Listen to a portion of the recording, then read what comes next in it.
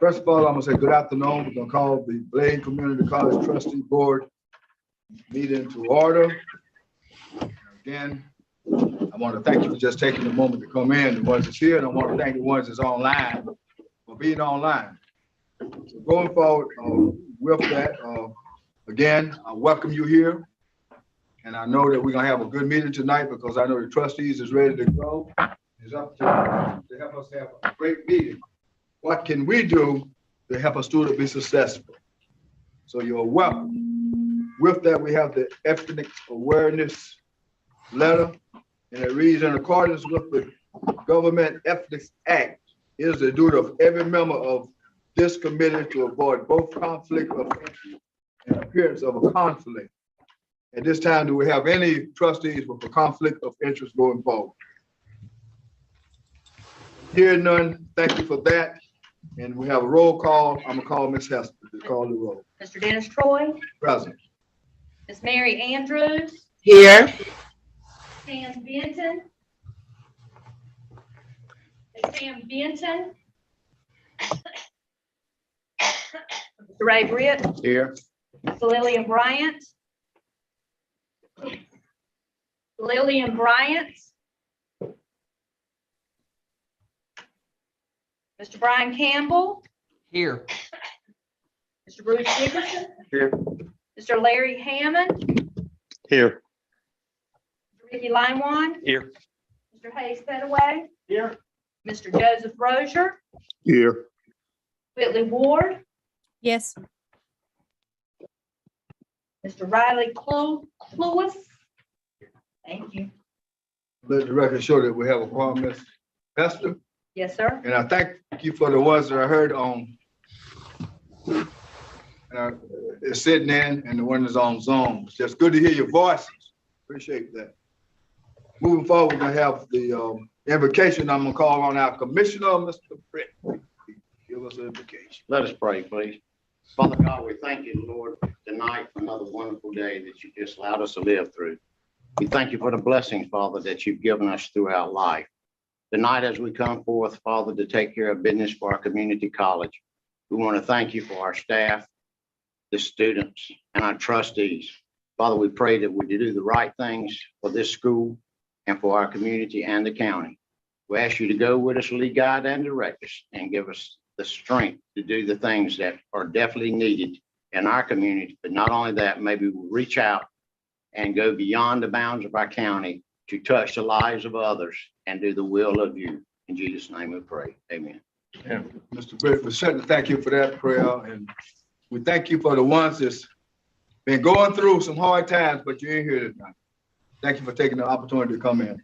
Mr. Britt, we thank you for that prayer. Yes, sir. With that going forward, the Pledge of Allegiance, and we're gonna call on Ms. Tina Monday to lead us in the pledge. Action to stand. I pledge allegiance to the flag of the United States of America and to the republic for which it stands, one nation, under God, with liberty and justice for all. Thank you, Ms. Monday. Moving forward, we have our telephonic meeting, and we have to have a reading, and we have to get a vote on this. But as a result of the coronavirus pandemic, and for the sake of staff and trustees of Bladen Community College, I move that the February 22nd, 2022 meeting of the trustees of Bladen Community College be held telephonic in accordance with NCGS 143-318-13. And I'm gonna ask for a motion. I'm gonna call on Ms. Hester to call that up. And I need a motion. Make a motion, Mr. Chairman. Got a motion by Mr. Britt, second by Mr. Lownwood. Any discussion? No discussion, I'll call Ms. Britt to call names. Dennis Troy, Support. Mary Andrews, Support. Pam Benton, Yes. Ray Britt, Yes. Lillian Bryant, Brian Campbell, Yes, ma'am. Bruce Dickerson, Yes. Larry Hammond, Yes. Ricky Limewan, Yes. Hayes Petaway, Yes. Joseph Rozier, Yes. Whitley Ward. Yes. Thank you. Thanks, Ms. Hester. Let the vote show that their support. Moving forward for the adoption of the agenda, and I know someone had the minutes, and you had them out there, you had opportunity to look at them, and I'm gonna need a motion, a second on the adoption of the agenda. So I need a motion and a second. Make a motion, we accept. Got a motion by Mr. Britt, Second. second by Dr. Dickerson. In discussion, here no discussion, I'm gonna call Ms. Hester to call the roll. Dennis Troy, Support. Mary Andrews, Yes. Pam Benton, Yes. Ray Britt, Yes. Lillian Bryant, Brian Campbell, Yes, ma'am. Bruce Dickerson, Yes. Larry Hammond, Yes. Ricky Limewan, Yes. Hayes Petaway, Yes. Joseph Rozier, Yes. Whitley Ward. Yes. Thank you. Yeah, Ms. Hester, thank you. And let the vote show that it carries. Moving forward, consent agenda for action tonight. And you say the agenda, if we don't have anyone want to change the agenda going forward, we're gonna need a motion or second that we move forward with this consent agenda. I need a motion in a second. A motion by Mr. Brittney. Second. Second by Mr. Pettaway. Any discussion? Here, no discussion. I'm gonna call on Ms. Hester to call the roll. Dennis Troy, Support. Mary Andrews, Yes. Benson, Yes. Ray Britt, Yes. Brian Campbell, Yes, ma'am. Bruce Dickinson, Yes. Larry Hammond, Yes. Vicky Line, Yes. Ace Pettaway, Yes. Joseph Rozier, Yes. Willie Ward. Yes. Thank you. Thank you, Ms. Hester. Letting sure that we support that. I want to thank the trustees for just being so supportive going forward. Got me emotional in here and I'm sweating. So we're gonna go back up to 1.06, introducing of the new employees that we have here. Ms. Tina Munn. Monday. Good evening, Mr. Troy, trustees, those on Zoom. People up here, this is like one of my favorite parts of the meeting. I get to introduce new employees. And the first employee I'd like to introduce is Julia Ward. She is a new nursing instructor for us here at BCC. She was actually working for us part-time, but she has been hired full-time. Now Julia comes to us from Bladen County Hospital, where she has been since 2012, and then she has decided to join us as full-time faculty. Now, Julia is no stranger to Bladen Community College. She did her dual enrollment in high school here at Bladen Community College, and I will not say what year because she said it makes her feel old, and I can respect that. However, she went on to ECU and got a BS in biology and a BA in chemistry.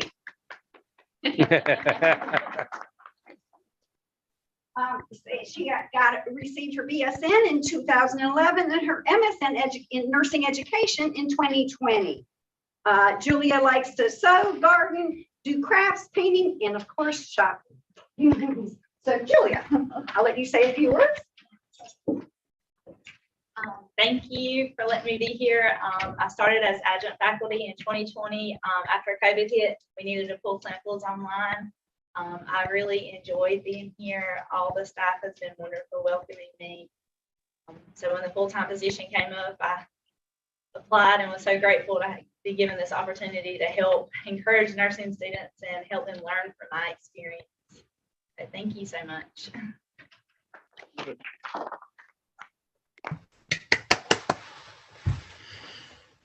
And our newest instructor is Brittany Jackson. She is a science instructor. And Brittany has the ability to teach biology as well as chemistry. Notice the connection, right? So she did not go to school here at Bladen Community College, but she is a community college graduate. She went to RCC. So she was also not only a stellar student, she was a student tutor and helped the other students in the tutoring lab.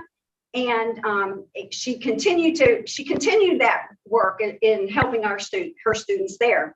She's taught at Cross Creek Early College High School at Fayetteville State. With her master's, she's going to be teaching both biology and chemistry for us. And she has received those from Grand Canyon University. She does plan on working on her doctorate in STEM education. So that's a lofty goal that we're excited to support. And she loves working with our students. And I think our students will greatly enjoy working with Brittany. Hello. So I just have to say, in my time at BCC, I have already felt so at home. Everybody has been so kind and generous to me. I'm amazed at it. Truly, it's just been remarkable. And I look forward to serving the school and serving the students, helping them learn and be successful. Community college means so much to me, and it changed my path. So I hope I can be a part of that for our students. So thank you for this opportunity and for all you do. Thank you. Let's give them another big hand and welcome to the.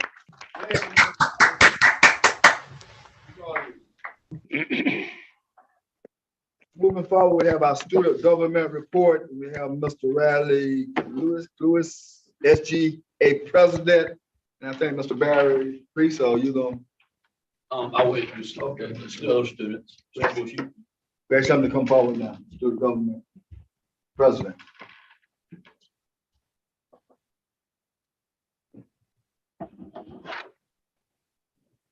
Good evening. Adrian. Student involvement means success all around. The National Survey of Student Engagement study shows that student success is directly linked to student involvement, which with each new activity, student retention increases and they are more likely to graduate. Students also gain training in leadership, public speaking, parliamentary procedures, and personal experience in organizational decision-making, event planning, and advocacy. Tonight, I would like to acknowledge and celebrate SGA service to the college over the past 10 years. Let's look at Bladen Community College's SGA accomplishments. SGA has sponsored and participated in many conferences and trainings, including 15 N4C SGA state meetings, which were in New Bern, Durham, Asheville, Charlotte, Wilson, Hickory, Atlantic Beach, and Winston-Salem. Bladen students participated in impromptu speaking contests. They won the conference t-shirt contest. Bladen students met NC Community College presidents, Dr. Jamie Williamson, Peter Hans, Thomas Stith. SGA students participated in 7 regional trainings at Robinson Community College in Lumberton, Pitt Community College in Greenville, Carteret Community College in Morehead City, 2 different visits to Craven Community College in New Bern, Central Carolina Community College in Stanford, Johnson Community College in Smithfield. SGA has taken 9 trips to our state capital in Raleigh to meet with legislators and senators. They toured the North Carolina General Assembly's Governor's Mansion, toured legislative buildings, and attended House of Representatives sessions and committee meetings. SGA has met one-on-one with Senator Bill Raven, Representative William Brisson, and Representative David Lewis. SGA visited the Elizabethtown City Council meeting that met with Mayor Sylvia Campbell and visited with Council Member Ricky Limela. SGA has sponsored Cape Fear Valley and American Red Cross blood drives. They had 1,097 donors.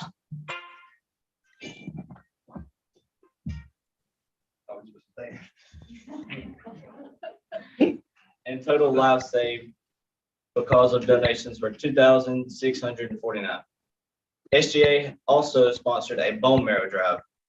SGA has participated in 49 parades within Bladen County, including the Dublin Peanut Festival, Bladenboro Christmas Parade, Elizabethtown Christmas Parade, the Martin Luther King Parade in Elizabethtown, and the White Lake Water Festival. SGA toured Duke University, UNC Wilmington, and UNC Pembroke. SGA events, SGA has hosted 6 convocational meals, 10 constitutional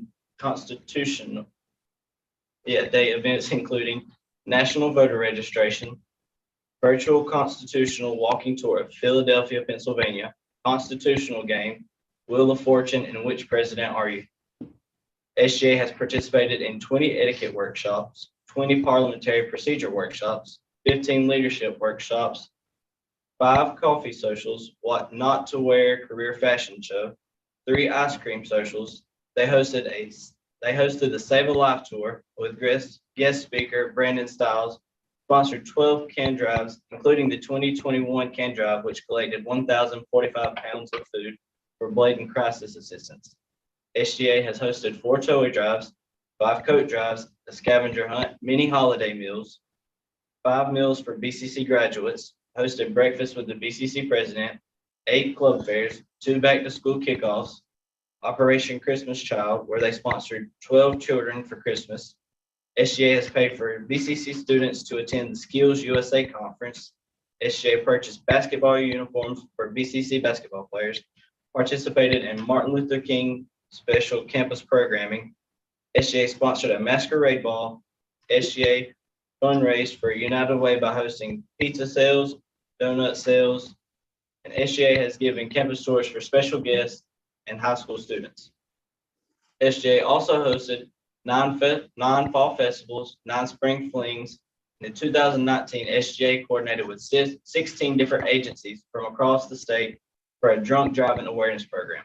These agencies were Learning Lab 360, in North Carolina Cooperative Extension Service, North Carolina A&T Blender Bikes, Bladen County Sheriff Office, Governor's Highway Safety Office, Cape Fear Valley Helicopter and Chapel Hill Helicopter Services, Bladen County Fire Smokehouse, North Carolina Wildlife Resource, Bladen County Emergency Service, Elizabethtown Fire Department, North Carolina Highway Patrol, and Bladen Community College Safety Committee. In attendance was Assistant Director of North Carolina's Governor Highway Safety Program, Dr. Cheryl Leonard, and Sheriff Jim McVicker. 20 SGA students elections have been held in 2016. SGA elections were moved online to encourage greater student participation. SGA sponsored 7 students to participate in North Carolina Student Leadership Institute year-long leadership programs. For 12 years, SGA has purchased and distributed over 15,000 free BCC t-shirts to BCC students. This concludes my SGA report for a look over the past 10 years. Are there any questions? Is that all? Is that all you did? I have a real good one. I'm amazed and shocked. Do you ever have time to go to class? Because you've been mighty busy. You bet. That's awesome. Really awesome. Any other comments or questions to Mr. Riley? Mr. Riley, and I take this real strongly. You did a great report. Appreciate you sharing that with us. But we're here to help you be successful. But I want to thank you. The last time we was here, you came to me and you apologized for the way you dressed. You have showed us a strong, upright dressed man tonight. Thank you for coming in.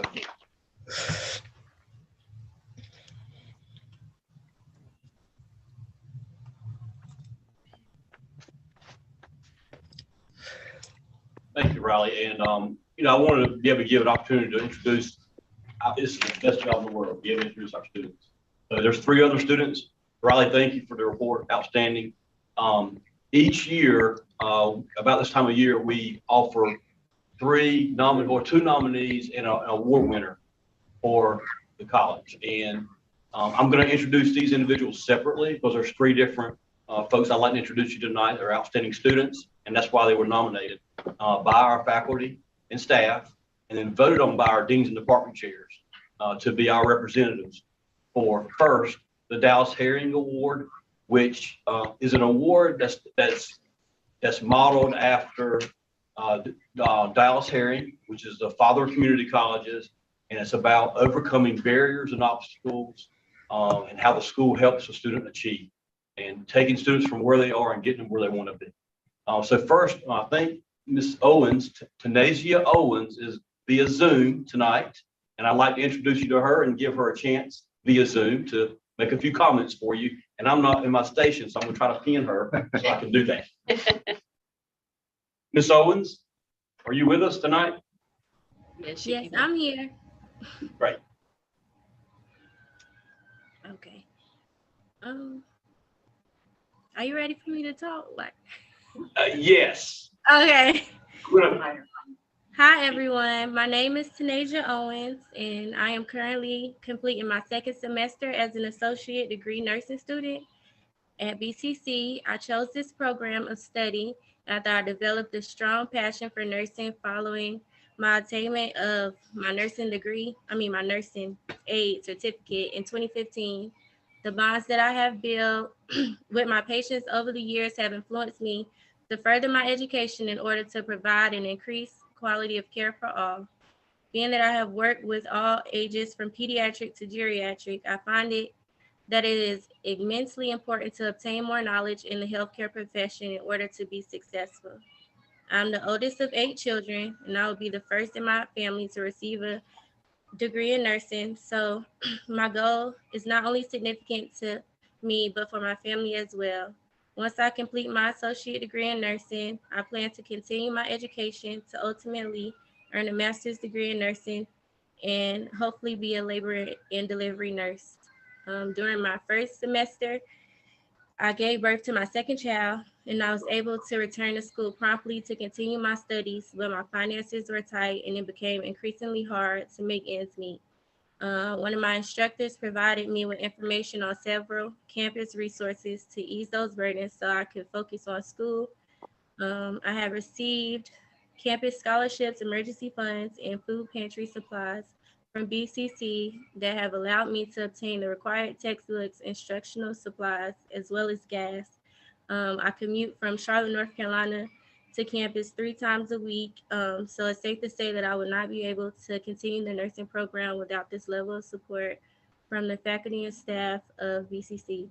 I appreciate all of you guys and your continued support, and I look forward to making everyone proud one day as a registered nurse. Awesome. But I really thank you guys.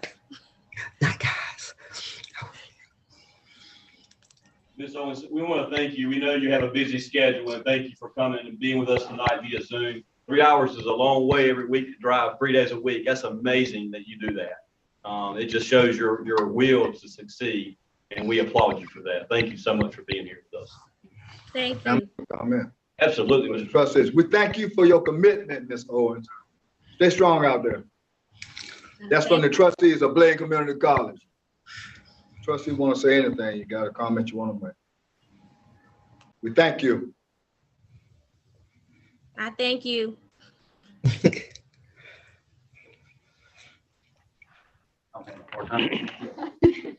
Okay, so Ms. Owens is still up, and that's okay. So that's all right as well. So next, I'd like to introduce you to our next student, and this award is modeled after the former Governor Robert Scott, Bob Scott, as you may have known him if you met him in the past.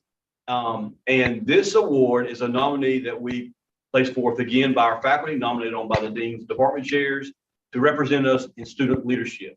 And Ms. Strickland is no stranger to us. Ms. Taryn Strickland, I'm asking you to come up. She's with us tonight. She's been with us in the past, and this is her second time with us. She's already graduated and loves us so much she came back. But I would like to recognize Ms. Strickland tonight. Thank you for being here. I'm Taryn Strickland. I'm in the ADM program, and I actually sit right beside Tanasia in class. Very honored to be here. And I actually graduated in 2017 with my LPN. And I came back now to get my RN. Thank you all for allowing me to be here.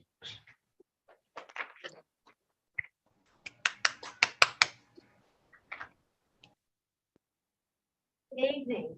What an honor it is to be here with these young students who are making such a fabulous difference. Taryn is very modest. She graduated with her LPN license and worked and did such a terrific job, but her goal was to be an RN. When she was here working on her licensed practical nurse program, she was an ambassador for the college. So she participated in all those activities that you heard Riley talk about. She was also in the Student Government Association. And as you know, our nursing program is very rigorous. So for a student to step outside to be involved with campus activities really says a lot about her. And so as she came back this time to be in our RN program, she's going into the transition program. She once again has stepped forward to be involved with our Student Government Association. And all of her teachers that I have talked with in the nursing program, they call her the class president because she always answers any questions. She's always checking on the other ones, even during clinicals. When she has finished her clinical, she'll walk down the hallway to see if she can help her fellow students in their clinicals. She's just a fabulous student, but she's also got other responsibilities. She's a non-traditional student, and she has 2 young boys at home.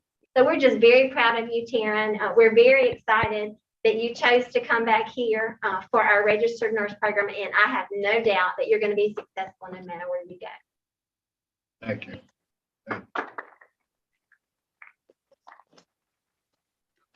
So nice. And last but not least, our youngest participant is Miss Jennifer Gonzalez. I'm going to ask Jennifer to come up. So lastly, this is an actual award. Others are nominees, and we're all winners, right? We were nominated to the state for the Robert Scott and Dallas Heron. This is our Academic Excellence Award winner for this year. Again, voted on by the faculty, nominated, voted on by the faculty, deans, and department chairs. And academic excellence is what you all know as the great within the 58. You've seen the medallion that Mr. Troy has presented to students in the past during our graduation ceremony. We'll do that again. So Ms. Gonzalez, thank you for being here.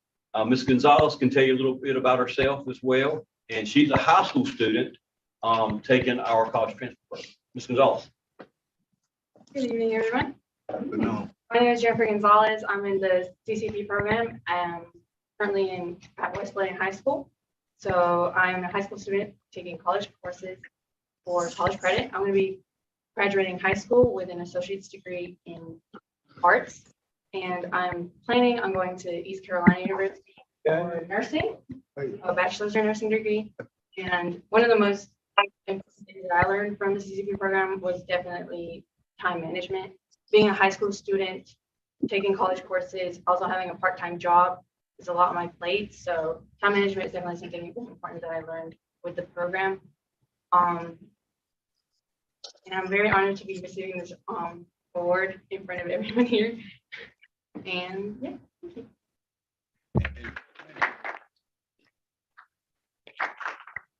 More to come from Ms. Gonzalez. We'll officially recognize all of our students during our student award ceremony, and specifically the Academic Excellence Award winners recognized at graduation.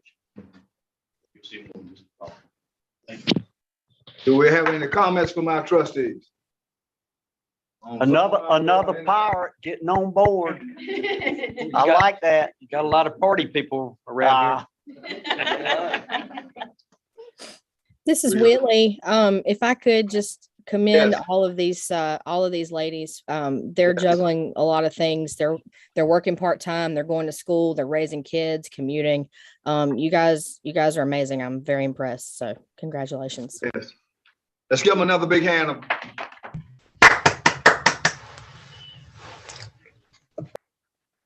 Thank you. Moving forward, our faculty and staff report, we have Ms. Brittany Locklear. Okay, she's on Zoom. Hello, Brittany. Hi, Dr. Lee, Board of Trustees, and attendees. My name is Brittany Locklear, and I will report on behalf of the Faculty and Staff Council this evening. Faculty Senate has new officers as of January 2022. Myself, I am the new president of Faculty Senate. I assumed the role when Mr. Tim Marshburn began his role as Director of Communications and Marketing. Mr. James Johnson is Vice President. Miss Allison Strickland is Secretary, and Dr. Pope Micanolti is the new Treasurer for Faculty Senate. The Faculty Senate met on January 27th to discuss revisions to the Faculty Senate Constitution and bylaws, to discuss the BCC attendance policy and Barnes & Noble bookstore options.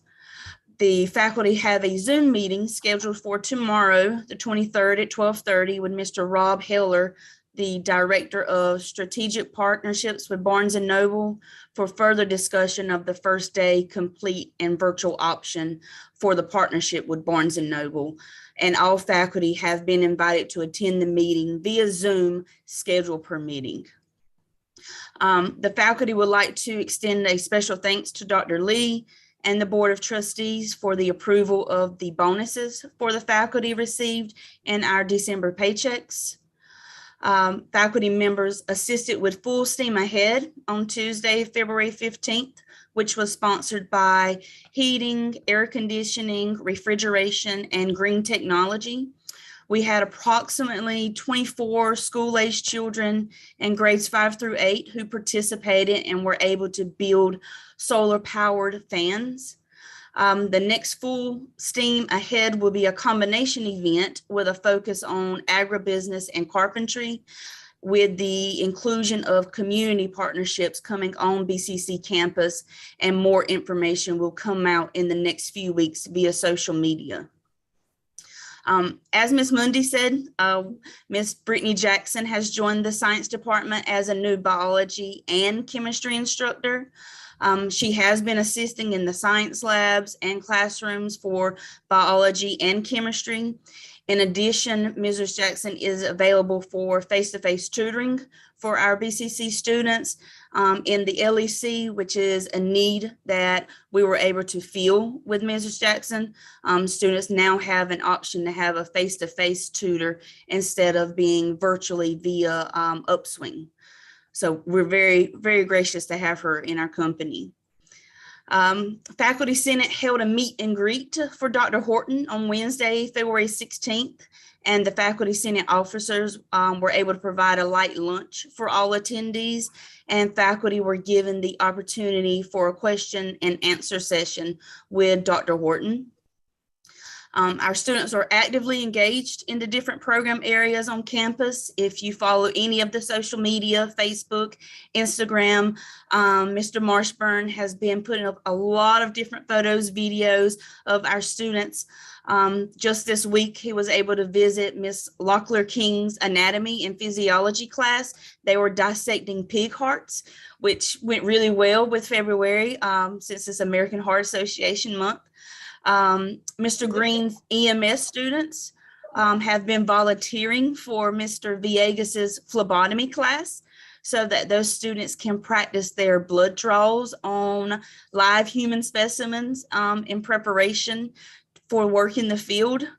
So Mr. Marshburn has been out and about on campus visiting welding, electrical systems technology, carpentry, cosmetology, agribusiness, the science labs. He's been in a lot of our classrooms and labs, and we're very thankful for him being there and putting that information out on social media for us. Mrs. Lynn Marshburn's agribusiness technology program, she was able to share some exciting news with me this week. She was able to tell me that the greenhouse is up with only a few additional things needed to be fully operational. Seeds have been started in the classroom in anticipation of having a small spring plant cell. The students have completed 3 hydroponic systems, a NFT system for lettuce, a Beto bucket system for tomatoes, peppers, and cucumbers, and a fodder system for green forage. And she also plans to plant several vegetable crops for spring and summer harvest, including onions, potatoes, tomatoes, cucumbers, squash, and sweet corn. And in addition, the program has also added a 300 egg incubator to the animal science program and is partnering with a cooperative extension to hatch boilers for the 4-H youth poultry show. And she hopes in the near future to be able to add goats to the program and should have the materials for the fencing soon to complete that. Several of our faculty members are working on their doctoral degrees with individuals at different milestones in their respective programs. Many are ABD, all but dissertation. Some are in the data collection stage, and some are even preparing for proposal defenses. And last but not least, the Eagle's Nest, the BCC food pantry, had a generous donation from Miss Luella Thompson and her sisters of the Sisters with Class Red and Pink Hat chapter of the Red Hat Society on February 10th. And no definite amount as far as pounds, but it's estimated hundreds of pounds of food was donated by Ms. Thompson for our food pantry. And as you can see with our students from earlier, that is being used by our students who are in need. And currently there is no news to report for the Staff Council at this time. Thank you. Any questions or comments on Ms. Locklear? No, we thank you for that thorough report, Ms. Locklear. Appreciate that. Moving forward, we have our foundation report, Ms. Sonda Galton. I'm here. Okay. Step ahead. Good evening, and thank you for giving me a few minutes just to talk about the foundation and the things that we're doing. Our investment committee met on February 9th, and Skip Sizemore with Morgan Stanley reported on the status of our investment and he offered insight on the response of our fund in relation to market conditions. I'm sure Mr. Pettaway will give you an additional update on the status of our investment in his report. Dr. Ray Cross was welcomed to the committee as a new director, and Mr. Albert Beatty and Mr. Charles Bridger announced their resignation from the board. We are still seeking additional directors to fill those vacated seats. Spring scholarships have been awarded and additional assistance has been provided through the Foundation Student Emergency Fund to purchase textbooks and to assist 3 students with the testing fee to take their high school equivalency exam. It's truly amazing what $75 will make a difference in a student's ability to move forward with their high school equivalency. In another student emergency, the foundation, in connection with the financial aid department, was able to secure funding for a student's car to be repaired. It was about $200 through the Finish Line grant. And while we were working for the grant application and the car repair, the foundation was able to secure transportation for the student through staff, student, and community volunteers. The student never missed a day of work or a day of school. I am extremely pleased to announce the college has contracted services with Higher Education Innovation, that's HEI, to assess and to coach on how to build a stronger foundation and advance the college through research, marketing, and grants. Dr. Jay Box and Mr. Ben Moeller will be visiting our campus on March 9th to talk with some of our board directors and staff, and will prepare a plan to coach us moving forward. Mr. Benjamin Moeller is the Vice President of the Institutional Advancement for the Kentucky Community and Technical College System. In his role, he oversees the Office of Philanthropy and the Office of Grants Administration.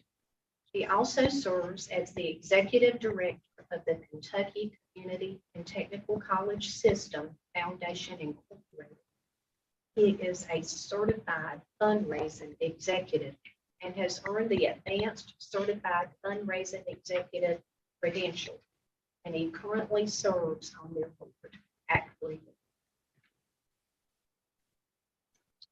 This month, the foundation has experienced unbelievable kindness and generosity through community donations and memorials to our endowed scholarships. We know these donations reflect the relationships the donors have with you and the confidence they have placed in our college to assist our students to succeed. And I really just can't thank you enough. My heart is. Any questions? Yes. You know, our chairman often talks about, he calls this a family. And oftentimes that's hollow words when people use family here, there, you know, but I think this demonstrates the truthfulness when Mr. Troy calls his family. Some of the examples you gave there, just excellent. Any other comments from the trustees? One is online. My closing statement here with Ms. Guyton is, what can we do to help a student be successful? Thank you for your report. Moving forward, we have our academic and student affairs committee report. Is Ms. Lillian Bryant on? Yes, I am. How you doing? Well, thank you. Good. Hello to everyone. Good. We do not have an official report tonight, but there may be a couple of updates.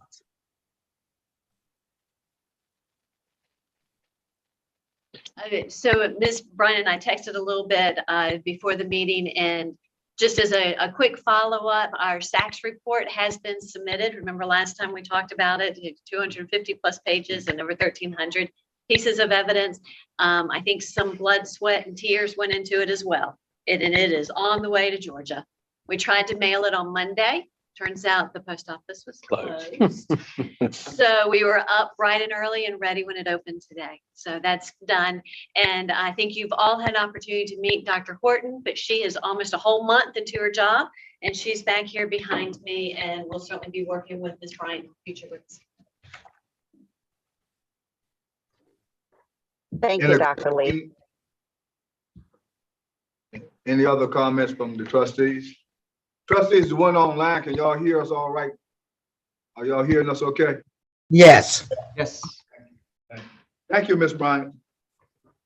Moving forward, our building facility ground committee report, we have Mr. Brian Campbell. Yes, sir. Good evening. Thank you, Mr. Troy, for letting me join via Zoom, and I appreciate everything that everyone's doing. Mr. Jay Stanley and I had a good conversation earlier today about the Buildings and Grounds Committee, and he's got a slide presentation. I think he's going to go through the highlights real quickly. I think Jay and Dr. Lee have done a great job about, he'll mention here just about a couple of partnerships that the community college is looking to embark on. And as you think about that, one of the things after talking to Jay today, y'all, I think Mr. Bruce was saying this earlier, but not just educating the students, but it is the experience that the students feel at the community college. And I think Dr. Lee and the entire staff continues to build upon that. And I think Jay's things that he's going to go over here will do nothing but possibly help the experience that the students have. But he's going to hit that, the janitorial stuff, and then the higher education relief fund status. So Jay, I'll turn it over to you. And again, thank all of you Jay, for what you've done, and Dr. Lee as well. Thank you, Mr. Campbell. I really appreciate that. I feel like I've been sitting on the bench. I'm coming to a basketball game, and the momentum is our way. And I've got a shot, and I don't want to mess it up. I mean, that's kind of how I feel here. I'm cold. I'm cold. Definitely. All right, I'm going to try to keep that momentum going, because really, I mean, it's you hear all the successful things tonight about students, and thank you for that segue, Mr. Campbell. It really, I think the efforts that we're all trying to do here is to benefit the students. So please keep that in mind. The agenda for this item actually falls under fiscal affairs, but it's kind of combining the two. So I'm going to touch on several things as I go through this. And it's in a PDF file. Whoa. Okay. The very first, of course, that's the cover page, but Mr. Campbell mentioned partnerships. I'm sorry. No, you're fine.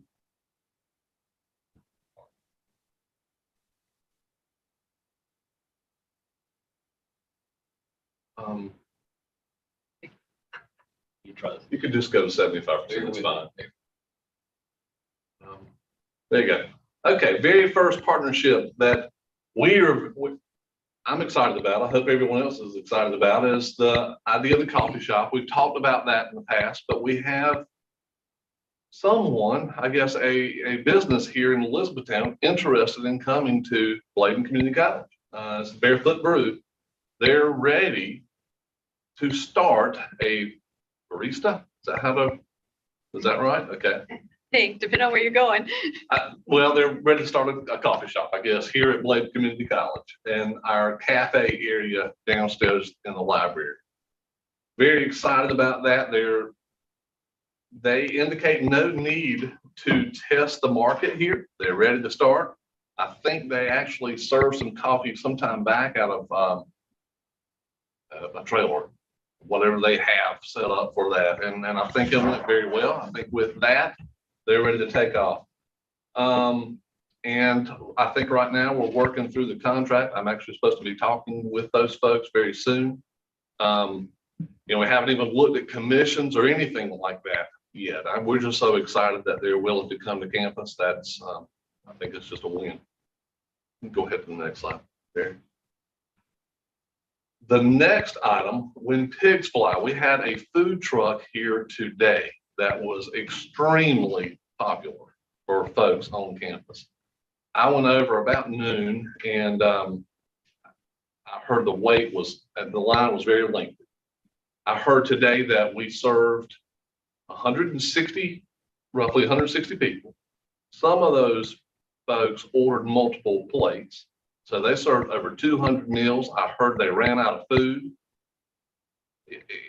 It was just very popular. I saw students out there. I saw faculty. I saw staff. They were so anxious. And from what I hear, the food was good. I didn't get to participate, sort of. I did get a hot dog that someone volunteered to me, and it was good. They felt sorry for me, I guess, because they saw me busy stirring all across campus. But have to give some credit to a faculty person that felt sorry for me. But you know, we realize that demand for food may fluctuate throughout the year, and I think it will be ideal. And you know, Mr. Campbell and I were talking today. You know, when a business or a restaurant comes and opens, you'll see it very popular early on. But I'm hearing and talking to Mr. Marshburn, there are multiple food trucks that are showing an interest in Bladen Community College. So it might not be just when pigs fly. When I saw that name early on, you guys, I thought, well, yeah, we'll get food here when pigs fly. It's actually the name of a business. So it was the name of their food truck. So I thought it went well today, and hopefully the students felt the same way. Faculty and staff as well. Do they kick in anything for the college as far as financial donation or anything? It's just they come and make their money and leave.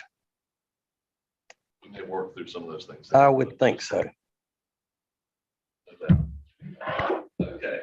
Next item, we heard the faculty talk about the Barnes & Noble College. We're not going to go into that again. Just know that we are working through the two options and making sure that we do the right thing for the students, the faculty, the staff, public, everyone here. And we're having Rob Heller with Barnes & Noble speak to the faculty tomorrow. Not swaying the faculty in any direction, just getting the facts on the table and going from there. Next up. The next here, I'm excited about this. Beginning March 14th, we will be outsourcing our custodial services. I think it's an excellent opportunity for Bladen Community College. If you read the mission statement of SNO, Supreme Maintenance Organization, I think that mission statement says it all. And from what I hear in the references, they're working in community colleges across the state, universities, businesses, very close to us. But that mission statement, I think, says it all. They are an industry-leading janitorial service company that delivers exceptional customer service, creates value, and seeks opportunities for growth and improvement. They're offering our current employees an interview. No guarantees for a position, but folks, it's taking the college up a level. Probably more than just a level. It's just taking the college higher. The expectations that we have now, I would say, well, I mean, even before COVID, we expected the facilities to be clean, but especially now with COVID, folks expect our facilities to be clean, disinfected, orderly, safe, and our faculty have even stepped up in making sure their areas are clean. And this company, the costs are very similar to what we're paying now. It's not like we're going to have to be paying a whole lot more, but it just takes us up to another level. Jay. Yes, sir. The folks that currently are providing the custodial services, will they more or less be retired, or just their jobs will end when this happens? And if they are hired, great. And if they're not, they'll just, I mean, they're part-time, most of them now, and we have 2 full-time okay, and a part-time afternoon person. Now this contract, we're going to have a supervisor, 2 full-time custodians, and a part-time custodian. The part-time that we have now is a student. And, you know, that's offered, of course, to the student if the student, you know, chooses. But our other two full-time employees are also offered the option. I mean, it's up to them. We have referred or recommended both for that. And I think if they just go through the process, then, you know, and the benefits are very comparable. The pay is the same. You know, to me, it's a no-brainer for that person to go over. But I mean, you know, it's up to that individual what they choose to do. Are there other, like Robinson Community College, do they use them? Some of the ones. Okay. Closest to us. And they're being successful with them? Yes, sir. It's going very well. Staffing wise, then the basic difference is supervisor. Yeah, we don't have that supervisor role in it. And will that supervisor also working supervisor? Okay. Is it a 1-year contract or to see how it's going, or? It's a 3-year contract with a 30-day written notice of cancellation. That's it. Without reason? Without reason. So you're obligated for at least 3 years. Yeah, well, I mean, if it's going south, just write a letter that, hey, it's not working. We're gonna. So I'm guessing the 3-year contract stipulates the pricing of it. Is that right? Okay. But It's going to be a win for us. The supplies, they're providing those. We're not having to provide those disinfectant supplies because, you know, the federal money is running out for those. So, in the county budget is what it is. It in so many ways, and I hate to take away from getting to the granular here, but it's good. Are you familiar with it, Ray, at the county level?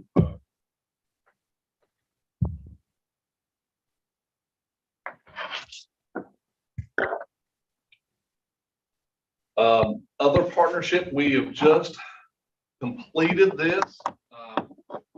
Bladen Community College's data college system is now in the cloud. This was a project basically led by the system office. So all 58 community colleges are now going to be with AWS, Amazon Web Services. I want to jump already to this, but I have to commend our IT staff for taking this on. There were 3 of the roughly 50 colleges that have gone through this already that have done everything they were supposed to do to make this transition smooth. And Bladen is one of those. So I have to brag on our IT folks for making that happen. But a little bit about AWS and why you would want to do this. I mean, to me, automatically, my IT background is disaster recovery. When you're not hosting all of this on site, it makes it so much easier and better if you did have a disaster that you could easily recover. We will incur costs for this. It's not like we're totally getting this free, but instead of us having to spend a lot of money in capital servers and things like that, it's now just going to be a more subscription based, more of a operating type expense rather than a. Okay, questions on that? Next item, that concludes all the partnerships. I want to give you a brief update on the status of our renovation projects. Thank the county again for funding in this year $400,000 for ADA renovations to our restrooms across the campus. We did combine that with the remaining funds from the Fent building, Connect NC bond funds, and the total project there's about $900,000. You approved that back in November. The state board met in December and approved our request. And now it's time for us to work with a designer. And we talked through some of this yesterday with our former State Construction Office project monitor, Jerry Rogers, who was retired from State Construction Office, that we might be able to get some assistance from him. But he called me today several times. I have not talked to him, but he has designers in mind that would be, he thinks, really good at this. And when we go to design this and all the facility renovations, we need to have the folks at the table that are going to be using these areas. I'm thinking advising center, business office, HR, Dr. Horton. You need to have the right folks at the table, and I think we can do that, and hopefully we'll be able to start with this designer that Jerry's going to recommend, and things go well. So that's coming up soon. Go ahead, Barry. Okay, also want to talk a little bit about, we talked about HERF funds, this Higher Education Emergency Relief Fund, sometime back. The college received roughly $6.7 million in HERF funds. The student portion of that was $2.6 million, and we've spent all but roughly $800,000 of that. That will be going to students this semester, hopefully within the next month or so. So that will exhaust all that. The institutional portion that the college can receive, you can see how it's broken down there, how we drew that down, but it's $3.5 million. Our deadline, sorry, I forgot to mention this, our deadline to spend that student portion is November of 22, deadline for institution, August of 22. We drew down those top two bullet points there, the budget callback and lost revenue. We can hold on to those funds for a rainy day kind of thing coming up, depending on how enrollment goes. And that's our plan right now. If we need to spend those, of course we can. We've spent about $527,000 roughly on student financial aid, PPE, technology. We have about $2 million remaining. And I'm going to talk about that in just a couple of moments. MSI is the other portion of the HERF funds we've received. Minority serving institution, that the deadline for that is November of 22. We have, and that's pretty much all for technology, and we've spent $461,000 roughly so far on that. And we plan to use the rest on faculty laptops and mobile carts that we can, it's a little more flexible, I guess, and social distancing and for just basic computer needs on campus. Okay, next slide here. Okay, talk a little bit about the plan for that $2 million. It's roughly $2,072,000, but we have allocated out of that $2 million, roughly $1 million for furniture.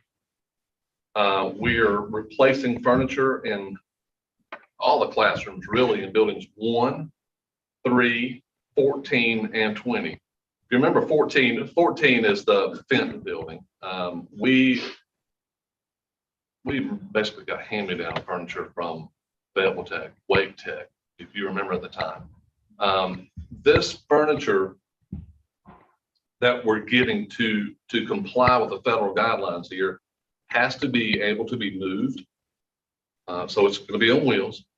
The chairs will be on wheels, the tables will be on wheels, and it's collaborative style, but it's designed basically for social distancing. They're very nice quality pieces of equipment, and the main thing is going to be easily cleaned. A lot of our furniture, like these seats here, you can clean the back, but the seats are, it's a little difficult to clean for disinfecting purposes. But I'm told that these new chairs, they're going to be soft, I'm told, but they're going to be also easily cleaned and comply with the federal requirements here. Buildings 1 is a basic classroom building, 3 is cosmetology, and 20 is our allied health building. The furniture in all 4 of those buildings is it's just, it needs to be replaced. And this is a tremendous opportunity for the college to be able to take these funds and use them in this manner. One-stop shop, it's approximately $200,000. We, in the current lounge now, KI, the furniture provider here, has wall systems. They are supposed to be very sound-proof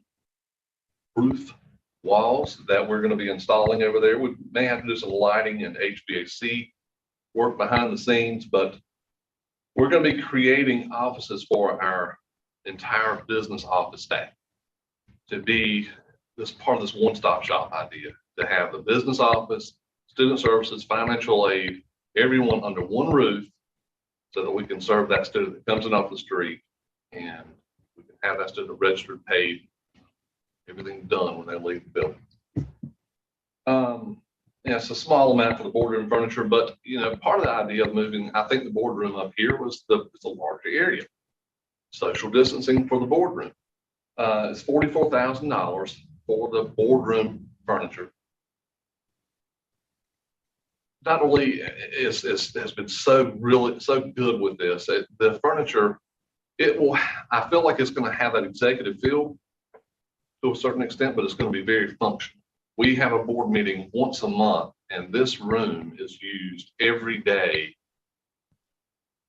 a lot during the day. I think there were interviews up here today for an EMS position.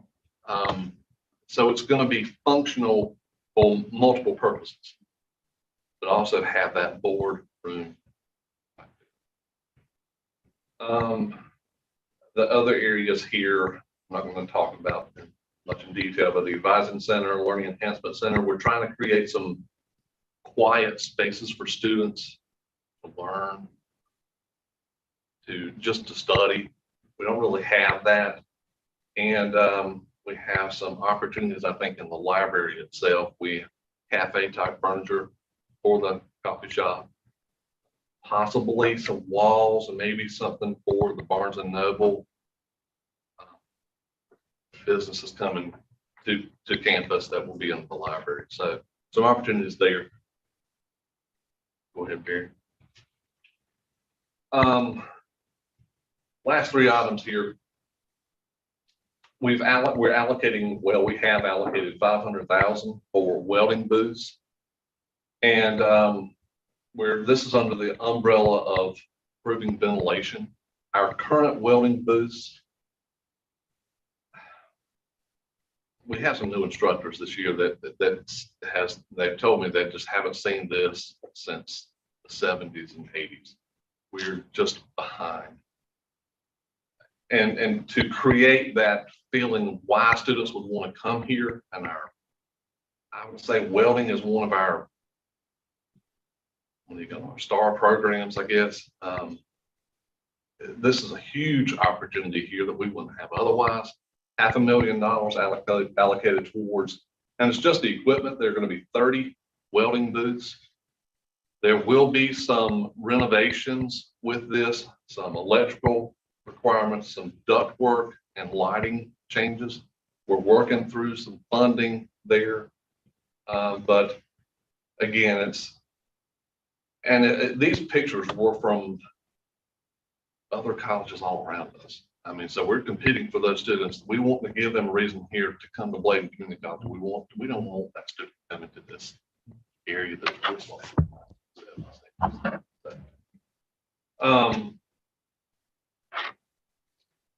We also have, I skipped right over this, HVAC replacements for buildings 9 and 20.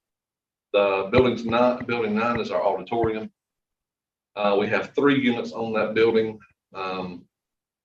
Ranging in size from 15 ton up to close to 30 tons. And building 20 is our allied health building, of course. We have allocated $500,000 towards that project. We're going out for advertising for bids starting tomorrow, and we're going to try to advertise locally. We have gotten 3 names we've reached out to today just to make sure that the contact information we saw on Google was correct, and it is correct. So we're going to be sending that out soon. And I think the bid opening for that will be roughly a month from The last item, drinking water coolers with dispensers for each building, $50,000. That PO just came through today, so Dr. Lee, if you haven't approved it yet, it's probably in your, oh, you did. All right, good deal. The idea here is instead of drinking from that, push a button and water, you can fill up a bottle, and certainly would be under the HERF guidelines. So that's the last item. That's our plans to use that $2 million. If you have any other recommendations on anything there, I'd be certainly glad to hear them. Jay, is there other, do you just not bid out, but like for the water coolers, for example, is there more than one supplier for that? Or is it just one? I'm just, as a businessman, of course, you want to get the most money for what you do. And I'm sure you trust all of these people and this and that, but that's a lot of money. But at the same time, I mean, you know where I'm coming from, sort of. It is. We've gone around and around and around with this. The manufacturer is LK, who's manufacturing the water coolers. I mean, that's the majority of the cost. The install is not that high, not really. It's mostly equipment. And we did shop it out locally. I think there's a Smith's Refrigeration that's going to be doing that. There was some not really any local interest. We did reach out to local vendors, or local contractors, but Smith's Refrigeration was the only one really. Yeah, I mean, you can put a welding. Yeah, welding. I mean, who can do that? I mean, I'm sure it's got to be a special. Got it. That's, again, we're going to try welding to boots. reach out to local folks and what we can there. But it is a specialty kind of thing. You're right. Sir. Obviously, a lot of what you're doing as far as furniture replacement and all is specific. As far as what has to be purchased is specific to this grant. Yes. And I realize we had some used furniture, a lot of it in the new building. That's right.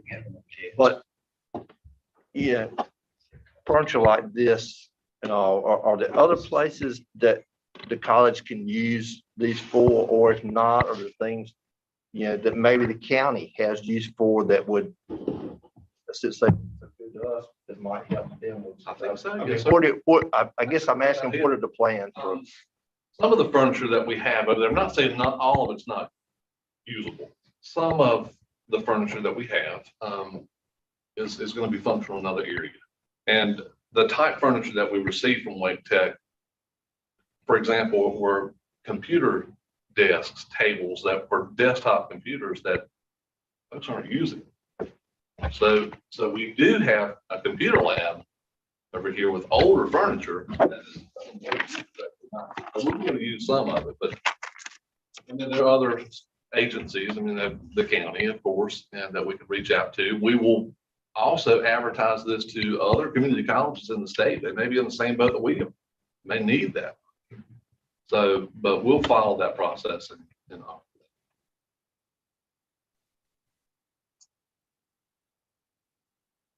All right, the last item, our budget. Can't go into a meeting and not say our budgets are in good order. They are in good order. Our operating percentages, excluding equipment for state, equipment is one of those funds that we can carry over. So yeah, we're banking on that equipment money as best we can. But through February, we should be somewhere around, if you take 8 divided by 12, which is the number of months in the fiscal year we've gone through. So that's around 67%. So we're 61% expended through. And that reflects payroll even today that's been submitted.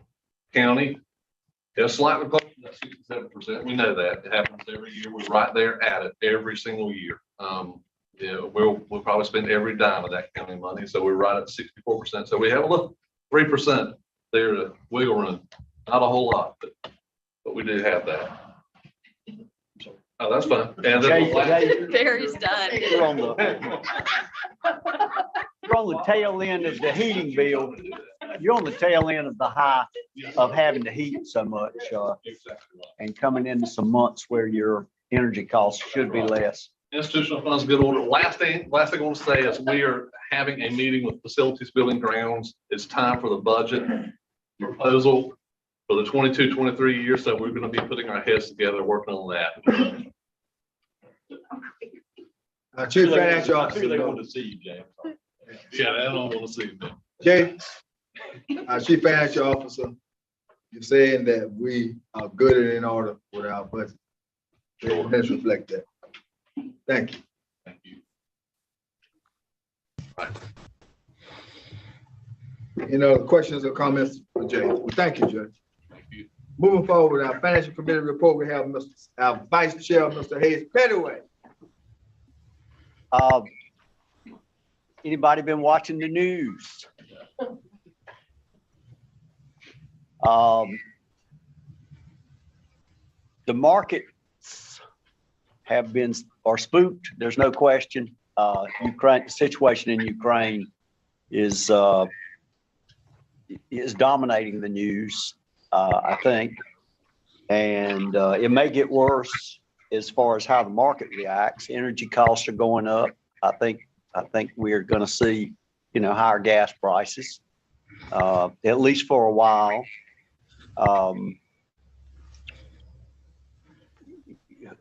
But we're down about 7.5% from December 31st. The S&P 500, I believe Jay's given me, or the Dow is down about 8%. Our balance as of today was $1,142,039. I am confident that Skip and the folks at Morgan Stanley are hedging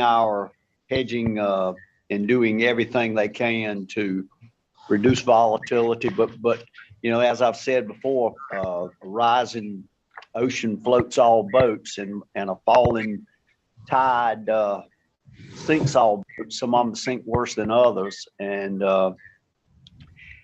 I think, I have a great deal of confidence in Skip and his group. And I know that they are probably on edge twice as much as we are, but it is just a cycle.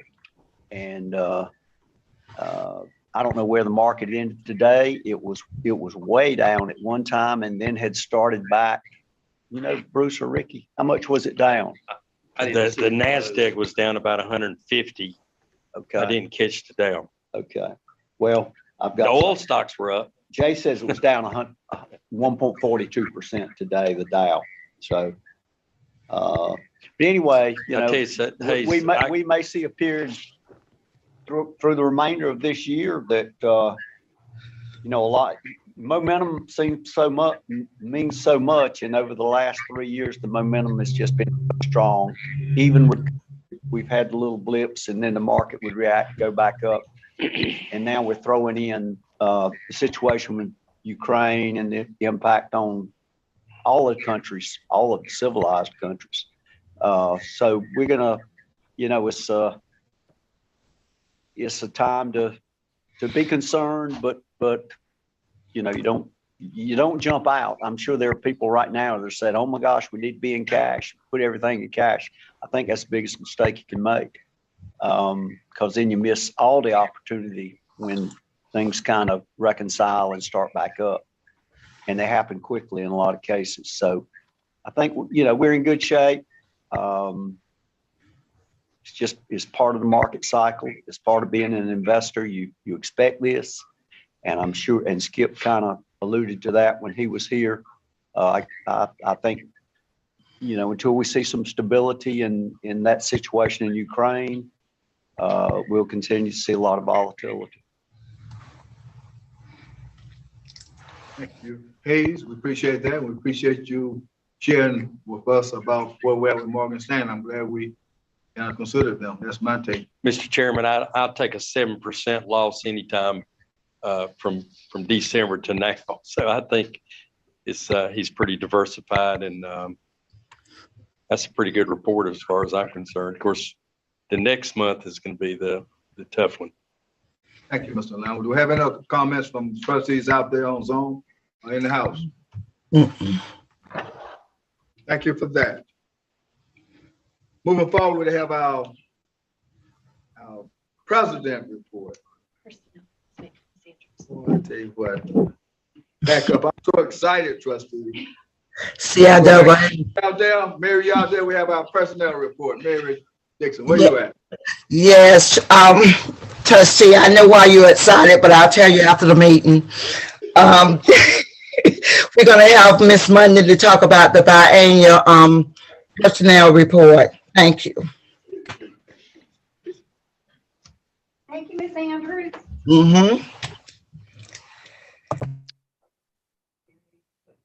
Are you gonna put the thing up or do we have that? You have something? I didn't. Was there?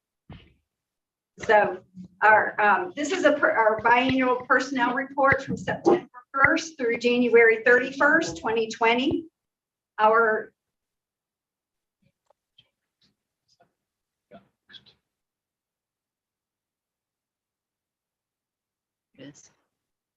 Are you logged in to Board Doc? It's on that PDF down there below. If you log in, it'll show us. I think do it. Was it? Okay.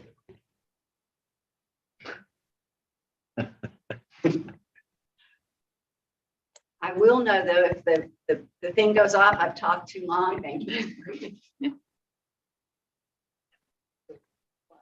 You're welcome.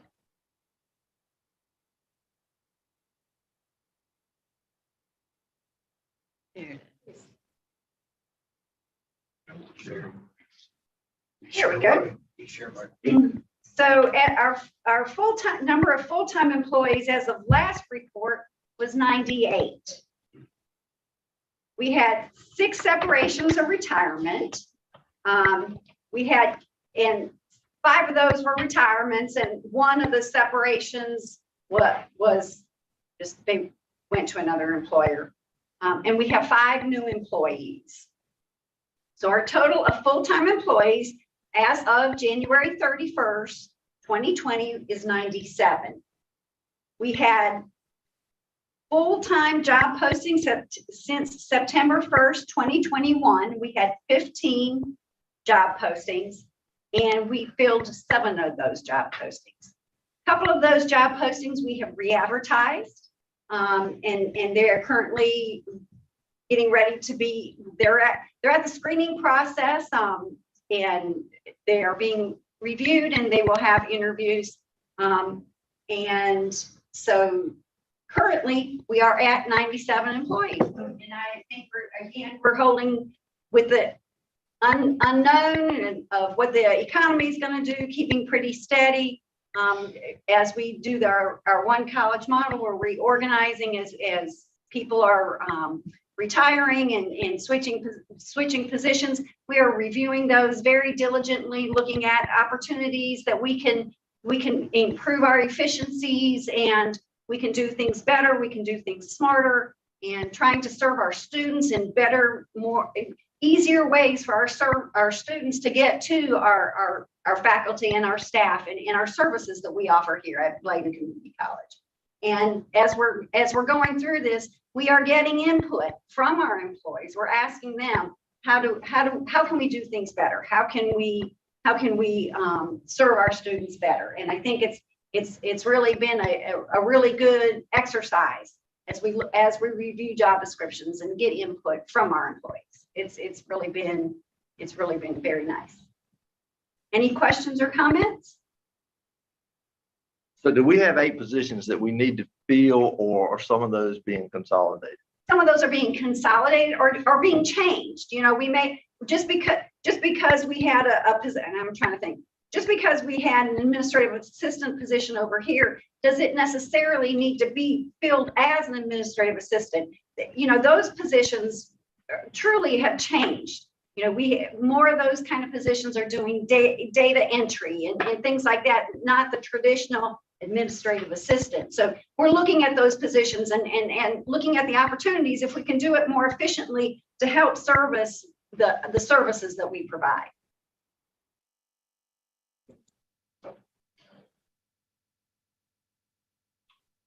Any comments from the trustees?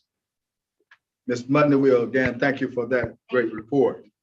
At this time, we have our president, Dr. Amanda Lee, coming to the podium. Do we want to stand? I'm just going to be very quick. I have a couple of announcements that you as trustees need to know. And I would, if I were teaching, I would say take out your pencils and pens and take some notes. However, y'all are so fortunate that we have Missy Hester. So you do not need to write anything down because she will take care of getting this information to you.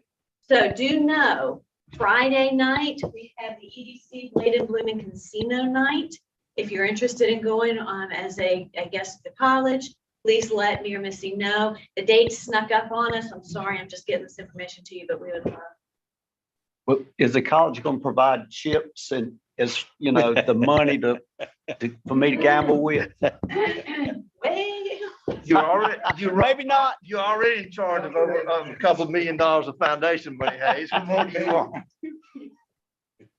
The chamber dinner is on March 10th. We have asked for 2 tables, and I love my senior staff, and I know they would love to have dinner with me, but I think they would love for you to be at those tables instead. So if you're interested and your spouse as well, and being at those tables with us on the chamber dinner night, let us know. I believe it starts at socials at 5:30 at Lee Mill, and it starts at 6 over at Lee Mill. Right. And you heard in Brittany Locklear's report that the greenhouse is almost done. When you visit that greenhouse, I just want y'all to appreciate it, what has gone into that greenhouse. And if we ever have another hurricane, I think it is the safest place to go. It has passed every test. It is an amazing facility. And we are going to have a ribbon cutting where we thank Acre Farm Credit Generosity March 21st. This is somewhat tentative. We are thinking about having a light lunch. We'll also share the auditorium with them. Remember, that's where they've actually had their naming opportunity, was in the auditorium lobby. And we did that really cool decal print on top with the farm scene. So this is a real neat opportunity to celebrate another naming opportunity. I want you to be aware, Jay did a great job talking about all those partnerships, even though it wasn't short. And but I have 2 more that I want to share with you. Some of you are familiar with Leadership Bladen. It was a program that took place several years ago where we went through the county and tried to identify upcoming leaders. Barry Priest and Sandra Guyton were 2 graduates of Leadership Bladen, and look at where they are now. And we are partnering with the Chamber of Commerce and also with Bladen Blooming to reinvigorate this program. The applications have been posted on the Chamber website. They are going to be due by March 15th. The classes will start in April and run through November. They'll meet once a month with a theme each month. I'm very excited about this and hope that you will help. I recommend the program and recommend people to participate in that program. We're looking for no more than 15, and the interest has been really exciting. So we feel like we'll get that 15 pretty fast and maybe have enough for several more years. Another partnership is College Central Network, CCN, not to be confused with other acronyms. And we are kicking off this partnership tomorrow. And I'm not going to tell you anything about it because Barry's going to talk about it in a second. So I'm just teeing him up. And the 2 last things I want to share with you, senior staff plus a few of our other key personnel participated in a seminar by General McChrystal on mastering risk. And it was really interesting. He shared with us that threat times vulnerability equals risk. And we spent the afternoon learning how to detect, assess, and respond to risk, as well as learning from the process. I would encourage you to ask each of our participants what they got out of it. It was fascinating because we all took something else away, although I can see some a little alarm. So if you are going to ask them, give them time to look at their notes. But it really, we got a lot out of it. I know I did as well. And it's a really neat way for us to maybe look at some of the things that are going on around us from a different perspective. And finally, I hope you've noticed that I have a new name tag. We are starting to work on our branding. You too will have a new name tag. And we are also doing some things with our marquee, with Facebook. And I hope you are seeing some of these advertising techniques really get some great momentum. We are even able to drill down and find out which things appeal more to women, which things appeal more to men. So as we talk to you about focusing our recruiting on a particular group, we now have the means to see what of our advertising is being the most effective. And so with that in mind, I have a video. I'll very off guard a little bit. That has been one of our most popular Facebook posts. And I just want to be sure that you have seen it. It's very short and sweet. And it will also conclude my remarks for tonight. Barry. Right.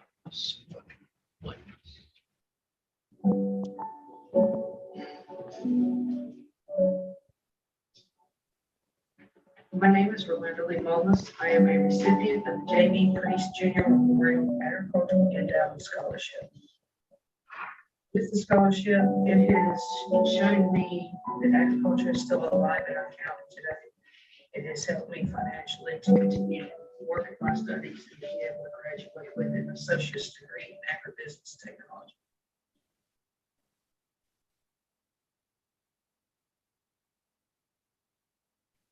Any questions? A comment. I went to an event at the Extension Service, I believe it was 2 weeks ago. And it was about forestry and agriculture and some things I was interested in. And one of the presenters was Lynn Marshburn from Bladen Community College. And she talked about the greenhouse and about all the things that were going on. And she had so much enthusiasm, and she really did a wonderful job of presenting that. I'm sure a lot of people were not aware of what was going on, but she was very impressive. She really was. Very good. All right, Mr. Chair. Any questions or comments? President, we certainly thank you for that good report. But you might want to make some comments, President. Going forward, we did the Bladen Community College Board Trustees self-evaluation. First of all, I want to thank all the trustees for responding back, and you did the evaluation. A couple of questions come out. I'm gonna have the president to read that, some comments that came out of that.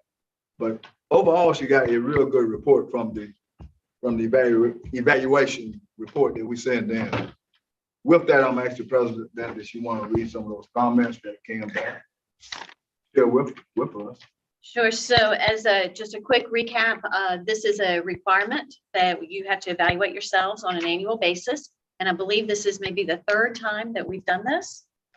And the results are very consistently positive. You all think very well of the job that you're doing, as you should. You're an amazing board. Some of the concerns that you did comment on is that you would like to see more local employment. I hope we maintain the level of professionalism and expanse of knowledge we currently have. We have a strong board to continue to work together for the best results for the college. Too much politics influencing the selection of board members without sufficient regard for commitment and understanding of the responsibilities of a trustee. No matter what we come up with as a board, we need to address the issues. The board is doing an excellent job. I have no concerns relating to the board. Our board members are older and may need to start looking for younger members. Getting advance notice of critical agenda items.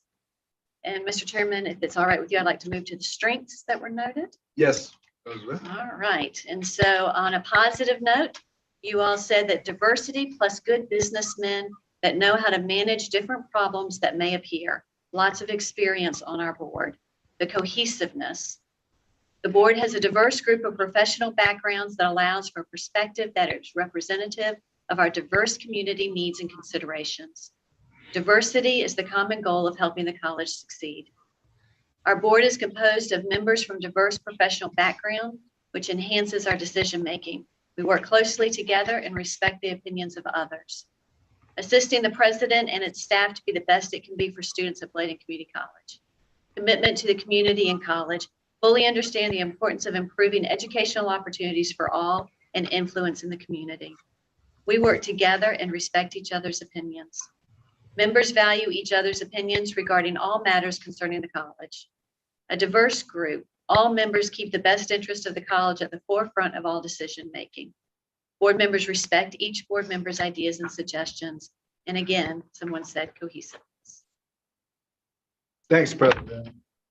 Trustees, do we have any comments that we want to make at this time? I'll make a comment. I think my comment, I don't think we want to do anything anymore as far as going forward with this report, but just say thank you to the president. How y'all feel about that? Absolutely. President, thank you. Yes. On zone, how y'all feel about that? Sounds good. Thank you, President. And thank you for responding back, trustees. Thank you for that. In a timely manner. Thank you, Miss. New business. College, we got Century Network Software presentation. You got 2 minutes, Barry. Thank you. And using Jay's analogy, basketball analogy, I'm the guy that comes off the bench with like a minute left. I can't possibly negatively impact the outcome of this meeting. It's been a good meeting. So thank you all for that. So Dr. Lee mentioned this. We're excited about an opportunity driven by need in our county to attract talent to and for our students for career opportunities. So we are partnering with College Central Network. Thanks to our county that's helping to fund this project. It's an opportunity to connect with our students and community job seekers to our local industries and businesses. College Central Network owns the nation's largest college-based proprietary job search engine in the nation. They are partners with several community colleges in North Carolina, and they're growing, including our neighboring counties. Fayetteville Tech is a partner with them, as well as Sampson Community College. And there, like I said, there's several others that are signing on as well. College Central Network is absolutely free for job seekers to search for jobs and post resumes. This includes students, alumni, and community members, not only for Bladen County residents, but for any resident in the aforementioned counties that I mentioned earlier that partner with CCN. So additionally, because the county has been generous to pay for this initial 3-year subscription, I want you to know as a board that we are fully committed to this project, and so is our county. So thank you, Mr. Brick, for that. I want to thank the county commissioners for allowing me to make this possible. CCN allows our local business and industry to post jobs at no additional cost because we are a partner. So those job postings would also go to students and community members in Cumberland and Sampson counties as well as any other partner in CCN school. So it allows our businesses and industries to get their jobs out to our students, our communities, the jobs consortium. To kick off this meeting, Dr. Lee mentioned we're hosting a lunch and learn on campus tomorrow from noon until 1. We have invited local business and industry to attend.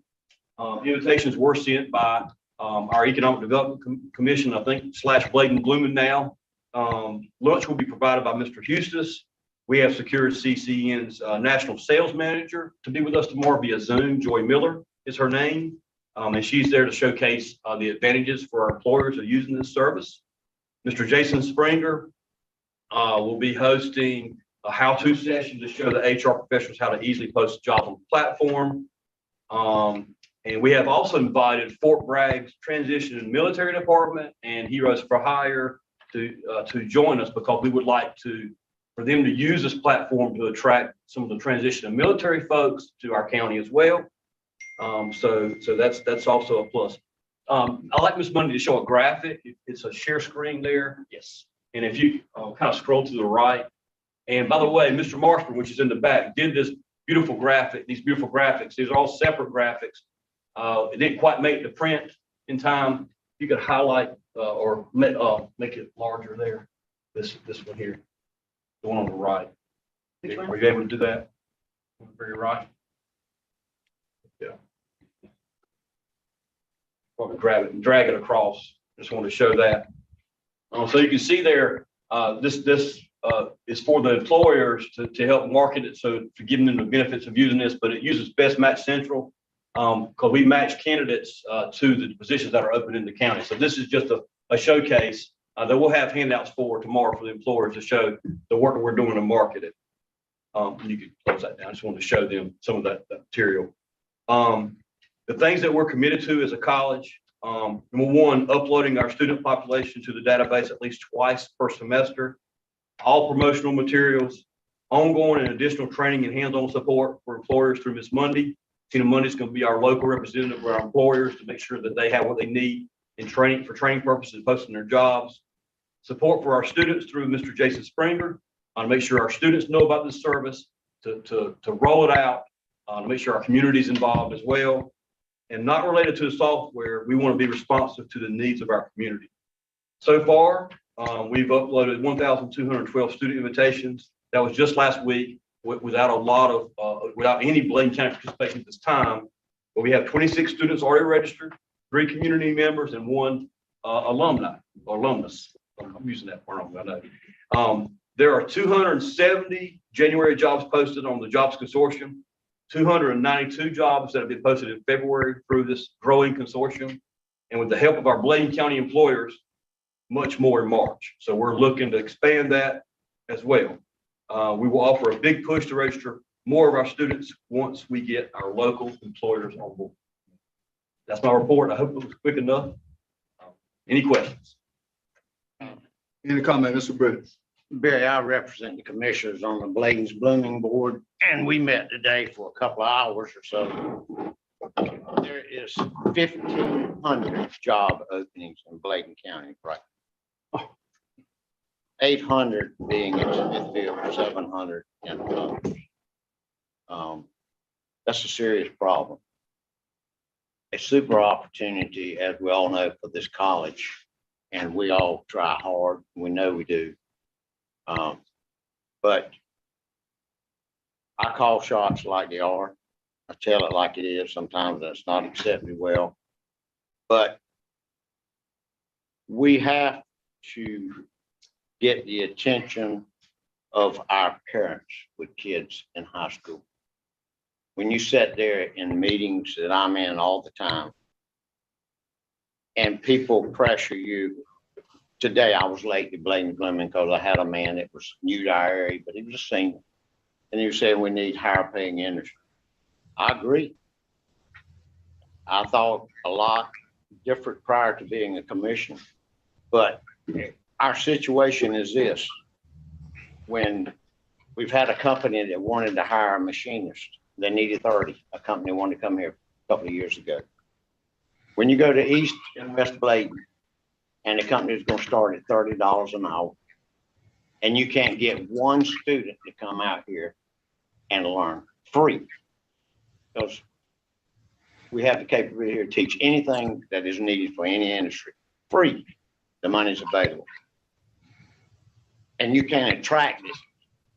We look at a tax base, we're losing people to Brunswick County, over 50 people at Danaher commute from Brunswick County, a few Cumberland.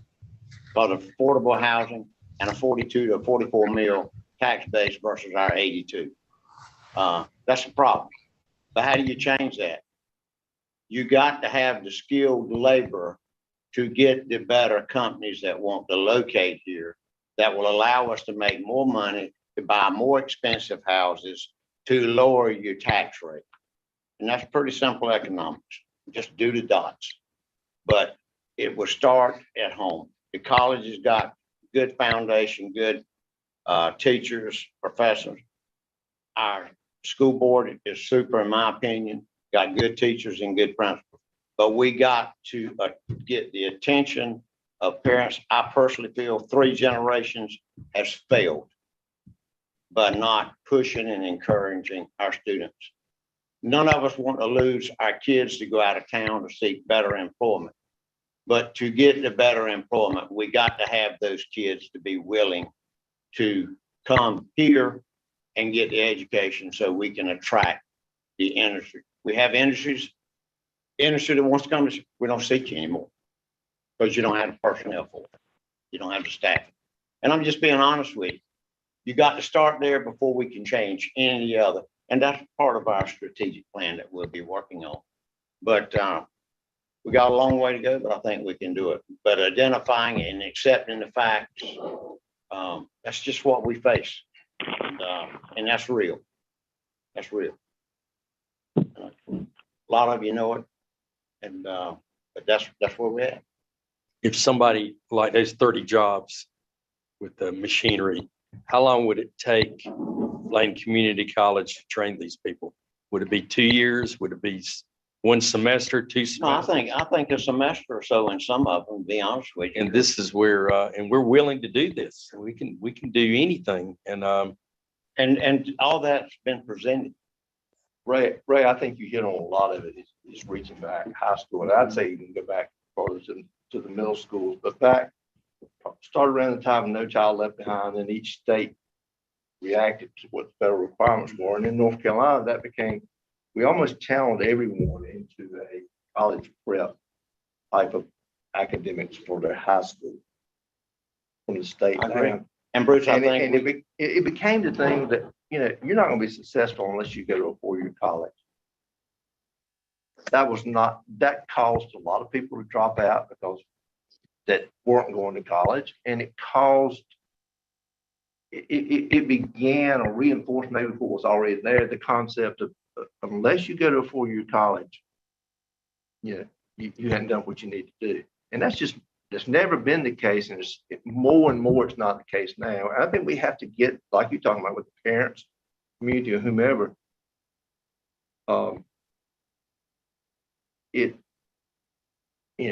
people in a job that's hands-on, those jobs aren't going to go to another country because they have to be done. They're not likely to be outsourced, and they pay well. And you mentioned Smithfield. As many jobs they have, and people say salary's not enough. If somebody's working full time, the benefits are darn good. Their health insurance is just as good as the rest of it. Overall, believe it or not, they're the highest paid in the county. When you take all the benefits, Smithfield is number one. It's just a matter of getting people to understand, it's not how someone else may look at you for how you're educated or where you do. It's what's going to make you successful. And we failed at that.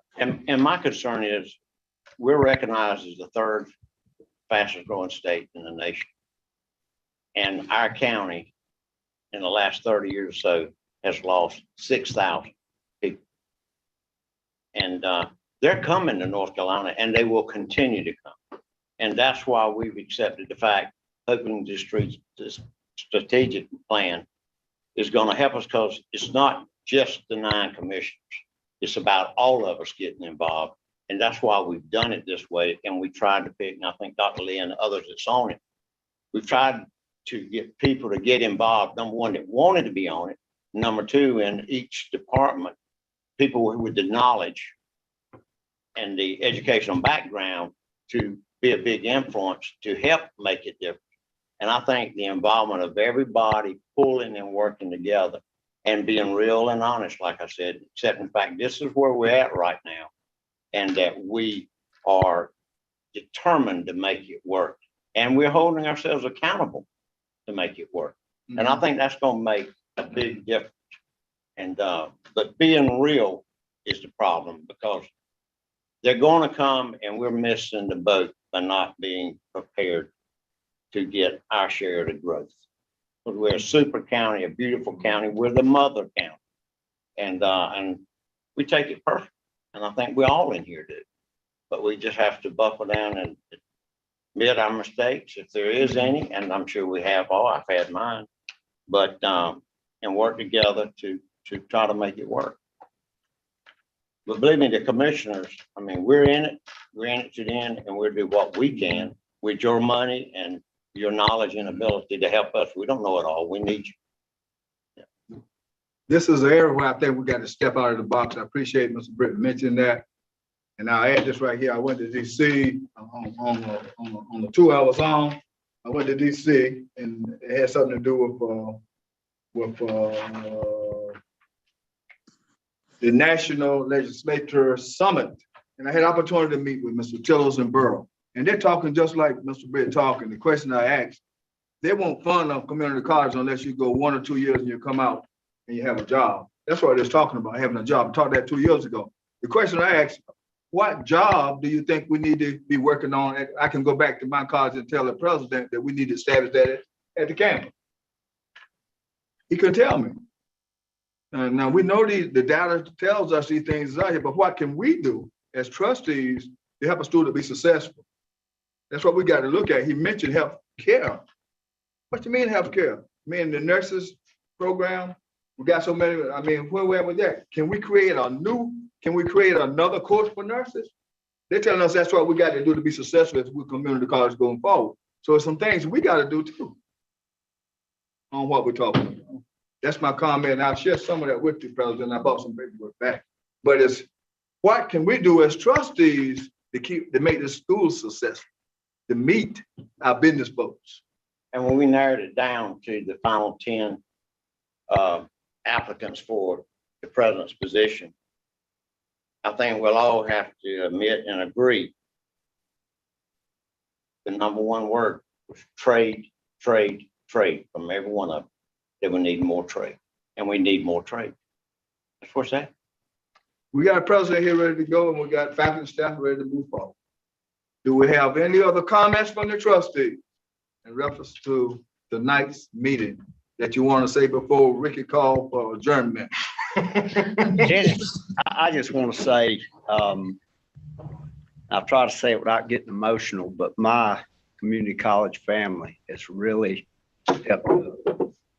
And the cards, the notes, the visits, the phone calls, the flowers, the sweet potato cake, just golly, it has just been overwhelming. And the contributions to the Miriam Petaway scholarship it has blown my mind. And I would say I will be old and gray by the time I write all the thank you notes, but I'm already old and gray. So, but it will be coming. Be patient. I mean, it's Sandra can tell you, there have been days when I got a letter from the college and there would be 10 or 12, here's the name and the address. This person has made a contribution to the Miriam Petaway scholarship. And it is so gratifying. And that's what we're all about. And I hope that will, go a long way to helping some students make a difference in their life. And that's what we're about as trustees. And certainly that's what the endowment's about. So, but I just, I'm overwhelmed by the love and support. And it, of the people here, the trustees that are not here, staff and the folks that know me through the college and that I know. It's been wonderful. And thank you. Certainly appreciate those comments, Mr. Petty. Whether you have any more, and same to you, Ms. Brown out there, we are family. And that's what we're going, and we show love. Well, Hayes and his family's done so much for not only this college, but the county, the town, the church. I mean, if people would see what kind of people we got here in Bladen County, like the Petaways, we would have a bigger population. And I mean, he was chairman of this board for a long time and vice chairman, and what a well-deserved, we're going to get more money on that scholarship too. And, I mean, this guy to the right of me is he's pretty special. Any other comments? We certainly appreciate that, Mr. Long. With that, I'm going to do a closing. We thank all the trustees, the time you took to make this meeting such a success tonight. We got a little longer than we thought we would, but I thank y'all for staying with us. Appreciate that, and you made it successful. With that, can I get a motion and a second that we adjourn? Got a motion by Mr. Britt, got a second by Mr. Loward. Any discussion? Here, no discussion. I'm gonna call on Ms. Esther. Thank you all, trustees, and the ones that's out there on Zoom. Dennis Troy. Mary Andrews. Yes. Pam Benson. Yes. Ray Britt. Yes. Lily. Yes. Brian Campbell, Yes, ma'am. Bruce Dickerson, Yes. Larry Hammond, Yes. Vicky Limewine, Yes. Ace Petaway, Yes. Joseph Brozier. Joseph Brozier. Whitley Ward. Yes. Thank you.